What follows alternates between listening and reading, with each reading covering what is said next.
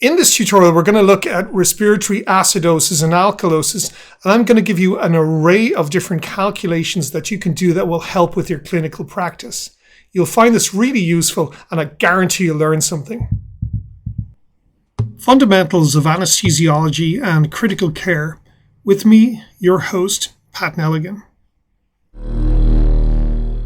Understanding gases and vapors. Carbon dioxide, acid-base effects, Part 2, Respiratory Acidosis and Alkalosis. Welcome back. In the previous tutorial, we discussed the absolute basics of acid-base, and I introduced the term strong ion difference, and we discussed carbon dioxide and why it's an acid, how hemoglobin buffers carbon dioxide, bicarbonate and chloride, and what happens in hyperventilation and hypoventilation. We're going to move this on in this tutorial and talk about the major impact of abnormalities of CO2 production and elimination. They are acute and chronic respiratory acidosis and acute respiratory alkalosis. You will find this tutorial really useful in your clinical practice. Acute respiratory acidosis. In the previous tutorial, I discussed the relationship between the hydrogen ion activity and the pH. While this is a negative logarithmic scale, there is an easy rule of thumb for calculating this out. A 1 nanomole per litre increase in the hydrogen ion activity results in a fall in the pH of 0.01. A rise in the PaCO2, the partial pressure of carbon dioxide in arterial blood, results in a predictable rise in the hydrogen ion activity and a fall in the pH. The simple rule of thumb for this is that an increase of 10 millimeters of mercury in the PaCO2 results in a drop in the pH of about 0.08. An increase of 1 kilopascal in the PaCO2 results in a pH drop of about 0.06. Now, there is a calculation. The change in the pH equals minus 0.008 times the change in the PaCO2 in millimeters of mercury, or minus 0.06 times the change in PaCO2 in kilopascals. Let's look at an example. You're in the operating room and you have a patient who is breathing spontaneously, and the PaCO2 rises from 5.3 kilopascals or 40 millimeters of mercury to 8 kilopascals or 60 millimeters of mercury. Does this happen? It happens all the time. It so frequently happens during spontaneous respiration that you actually ignored it. If you see the end-tidal CO2 hovering around 60 millimeters of mercury, 8 kilopascals, the arterial CO2 has increased by an equivalent amount. So we know that the pH will fall from 7.4, but by how much? The change in the PaCO2 is 2.7 kilopascals. It's an increase, or 20 millimeters of mercury. So the change in the pH is minus 0.06 times the change in the PaCO2 in kilopascals, or minus 0.008 times the change in the PaCO2 in millimeters of mercury. And we can work that out. Here are the numbers. And the result is, if you want to pause the video and do it yourself, minus 0.16. So the new pH is 7.4 minus 0.16, and it's 7.24. So there is a significant drop in the pH when you have your patient in the operating room breathing spontaneously and hypoventilating. Is it clinically significant? Who knows? This has been going on for 150, nearly 200 years, and no one has ever shown that a little bit of acute respiratory acidosis in the operating room actually harms the patient. Possibly it's beneficial. I don't know. So the CO2 rises and the pH falls. As a consequence, the bicarbonate concentration must rise, but the quantity of bicarbonate in plasma is dependent on how long the PCO2 has been elevated. CO2 generates bicarbonate and hydrogen ions. Some of the bicarbonate is released from erythrocytes into extracellular fluid in exchange for chloride, maintaining an extracellular bicarbonate of 24 millimoles per liter. At this stage, time 0, the patient has a chloride of 105 milliequivalents per liter. The patient hypoventilates for 3 hours with a PaCO2 of 8 kilopascals. Remember, CO2 is produced continuously, but we are eliminating it at a slower rate than the patient is generating it. And as a consequence, CO2 is converted to bicarbonate, and there is more bicarbonate present than previously. And that extra bicarbonate is pumped into the extracellular space. The bicarbonate levels increase, but there is also a corresponding fall in the chloride, as chloride must be pumped into the cell to maintain electrical neutrality. If we leave the patient hypoventilating at that same PCO2 level for 3 days, things become chronic. Over time, the bicarbonate progressively increases until steady state. The increase in the negative charge in extracellular fluid must be balanced by the loss of negative charge, in this case chloride. So the rise in the plasma bicarbonate is mirrored by a fall in the plasma chloride of equal quantity and valency. At this stage, the kidney is actively excreting chloride as ammonium chloride. The key point here is that a high bicarbonate with a pH of less than 7.4 and a low chloride are the hallmarks of CO2 retention. Thankfully, the bicarbonate rises in an entirely predictable manner. In acute hypercarbia, the plasma bicarbonate increases by 1 millimole per liter for every 10 millimeters of mercury, or 1.3 kilopascals increase in the partial pressure of CO2 in arterial blood. Here is the calculation. The change in bicarbonate equals 0.1 times the change in the PaCO2 in millimeters of mercury, or 0.075 times the change in the PaCO2 in kilopascals. If the PaCO2 increases from 40 to 60 millimeters of mercury, 5.3 to 8 kilopascals, then the bicarbonate will increase by 2 millimoles per liter up to 26 millimoles per liter. Now, this is a simple rule of thumb. It can also be calculated using, wait for it, the Henderson-Hasselbalch equation. I am mentioning this equation because this is what blood gas machines use to calculate the bicarbonate. The bicarbonate isn't measured, it's calculated by the blood gas machine. The lab can and does measure the plasma bicarbonate, and the results are usually, but not always, indistinguishable. It is always worthwhile to have both if you're doing calculations such as the anion gap. Now, on the blood gas report, there are 2 different versions of bicarbonate reported, sometimes multiple ones. The actual bicarbonate, which is the bicarbonate concentration of extracellular fluid, and the standard bicarbonate. I want you to ignore the standard bicarbonate for the purposes of these tutorials. And here it is. I know you've seen it before and ignored it, but we must cover it. The equation demonstrates that if you measure 2 of the 3 variables, pH, PCO2, or bicarbonate, you can calculate the others. So for pH, it is the pKa of carbonic acid, that's 6.1. The pKa is the point where the acid is 50% associated and 50% dissociated, the acid being carbonic acid, plus the log of the bicarbonate divided by the dissolved quantity of CO2, as we explored in earlier tutorials. All of this should be in instantaneous equilibrium. But we are not interested in the pH, we are interested in the bicarbonate. And this is the calculation.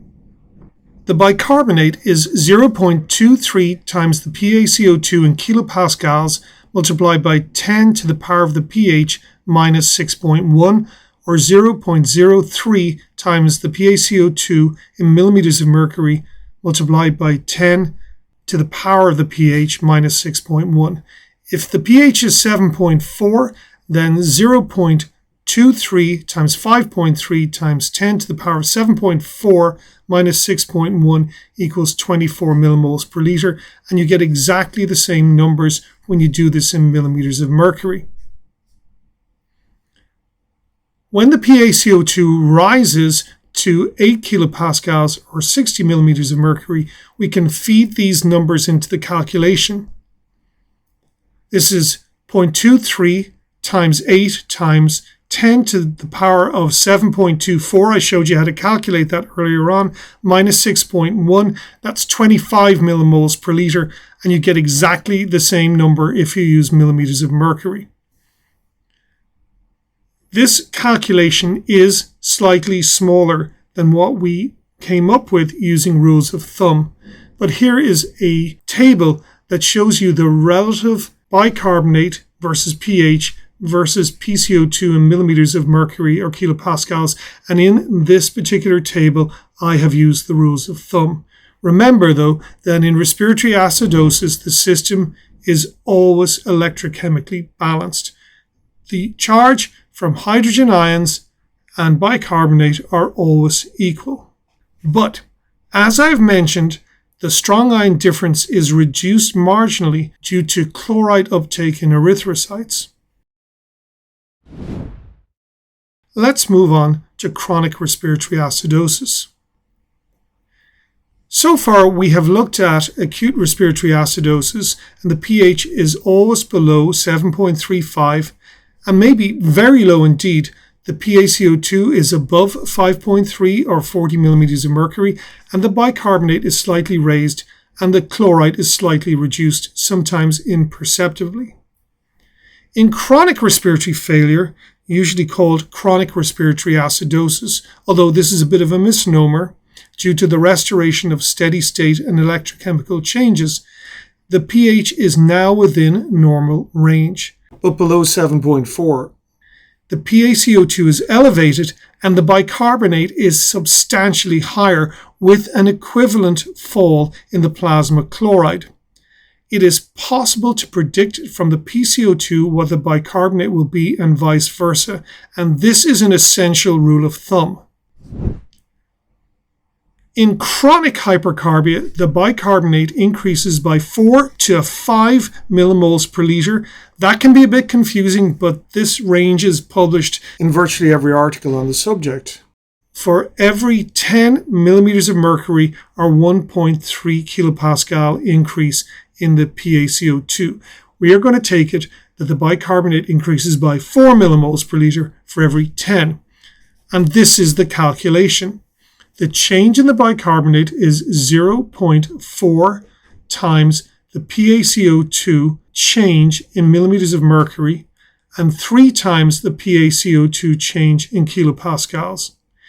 If the PaCO2 increases from 40 to 60 millimeters of mercury or 5.3 to 8 kilopascals, then the bicarbonate will increase by 8 millimoles per liter to a total of 32 millimoles per liter. Now we can recalculate this using Henderson Hasselbalch. The new pH is 7.35, so the calculation is 0.23 times the PaCO2 in kilopascals times 10 to the power of the pH minus 6.1, or 0.03 times the PaCO2 times 10 to the power of the pH, which is 7.35 minus 6.1. So what we have is 0.23 times 8 times 10 to the power of 7.35 minus 6.1, and that equals 32 millimoles per liter, exactly the same number as you get with millimeters of mercury. This table demonstrates the change in bicarbonate based on the 4 millimoles per liter rule. You can see how large the bicarbonate is, and at 60 millimeters of mercury, the bicarbonate is 32 millimoles per liter. Let's look at a clinical scenario. you're in the preoperative clinic and Philip is 72, a smoker, and you see his chemistry panel, and you will note two anomalies on the chemistry panel. The first is that the chloride is 93 millimoles per litre. This should be a big red flag for you by now, and the bicarbonate is 36 millimoles per litre. What is this patient's PaCO2? Let's work the problem. Philip's bicarbonate is 36, but the normal bicarbonate is 24, and the difference is 12 millimoles per litre. Using the rule of thumb for a 4 millimole increase in the bicarbonate for every 10 millimeters of mercury increase in the PaCO2, I'm using millimeters of mercury here because they're just easy. The calculation is 12 divided by 4 multiplied by 10 equals 30. That means that the PaCO2 has increased by 30 millimeters of mercury, or 4 kilopascals, to 70 millimeters of mercury, or 9.3 kilopascals. And that is where Philip's PaCO2 lives. If you put him asleep, put in a tube, put him on the ventilator, and his end-tidal CO2 is 9 kilopascals or 68 millimeters of mercury, that is normal for him. Importantly, in chronic hypercarbia, the chloride falls by an equivalent amount to the rise in the bicarbonate. So for our patient, Philip, with the bicarbonate of 36, that translates to PaCO2 of 70 millimeters of mercury or 9.4 kilopascals and a plasma chloride of 93 millimoles per litre. So if you're looking at a patient, for example, in a clinic, and you're looking at their chemistry panel, always eyeball the chloride. It will tell you whether they have chronic lung disease, particularly as a consequence of smoking. Let's move on to acute respiratory alkalosis caused by hyperventilation. Remember, the hydrogen ion activity and the bicarbonate are fully aligned. They always go up and down together. So in hyperventilation, the hydrogen ions go down, the pH goes up, and the bicarbonate goes down. This always happens in combination. Electrical neutrality must hold. Due to reduced uptake in red blood cells, the plasma and extracellular fluid chloride increase slightly, reducing the strong ion difference. Here is an example. You have a 22-year-old patient in the operating room who's on a ventilator receiving 600 ml tidal volumes 12 times per minute. The end tidal CO2 is 30 millimeters of mercury or 4 kilopascals. Assuming that the end tidal CO2 is the same as the PaCO2, what will the bicarbonate concentration be? Will it be 24, 14, or 22? From what we've explored so far, it is clear that the bicarbonate cannot stay the same. A fall to 14 is too much for a brief period of hyperventilation, so 22 seems reasonable, and we have a rule of thumb. In acute hypercarbia, the bicarbonate falls by 2 millimoles per litre for every 10 millimeters of mercury, or 1.3 kilopascals fall in the PaCO2. So here is the calculation. The change in the bicarbonate is 0.2 times the change in the PaCO2 in millimeters of mercury, or 1.5 times the change in the PaCO2 in kilopascals. In this situation, the bicarbonate was 24, so it's 0.2 times 40 minus 30 millimeters of mercury, that equals 10, so it's 0.2 times 10, or 1.5 times 5.3 minus 4, which is 1.3 times 1.5, 24 minus 2 equals 22 millimoles per litre. So that's how you calculate the bicarbonate in acute respiratory alkalosis. There will also be a very small increase in the chloride. Let's review this tutorial. This was part 2 of our series on carbon dioxide and acid base, and we looked at acute respiratory acidosis and chronic respiratory acidosis, looking at the change in pH, PCO2, bicarbonate, and chloride. We subsequently looked at acute respiratory alkalosis. Next time, we're going to look at how carbon dioxide controls metabolic acidosis, what it does to bring the pH back to the normal range. I'm going to talk about organic acids and metabolic waste products, metabolic failure and metabolic acidosis, and the CO2 bicarbonate system and control of pH in metabolic acidosis. I'll see you then, and I guarantee you'll learn something.